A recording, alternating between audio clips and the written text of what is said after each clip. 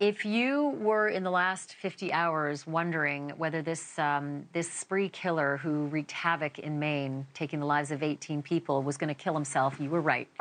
Many people guessed that that might be what he would do after such a horrific crime spree. They don't always do it, though. High percentage of these spree killers, they take their lives, but not everybody does. And that's where Dr. Katherine Ramsland comes in. She is the professor of forensic psychology. She's the co-author of the book Spree Killers, and she's with me now live. I asked the question before break, Dr. Ramsland. Card was found dead, self-inflicted gunshot wound, handgun apparently on him, according to NBC. Why don't they just kill themselves? Why do they take so many other people out? Why can't they just kill themselves first instead of doing this to society that they leave behind? Well, we don't yet know what association he might have had with the places that he chose to attack, but it's called coercive suicide, where they want other people to die too.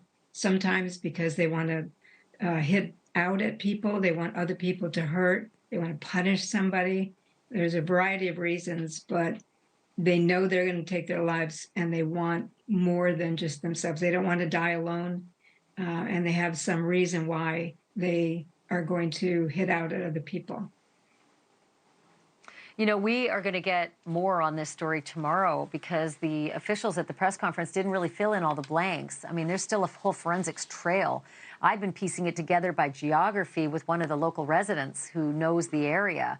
But the pattern, does it say anything to you, the pattern that he took? He killed all these people in this first location. The second location, he did have a connection to both, according to his sister.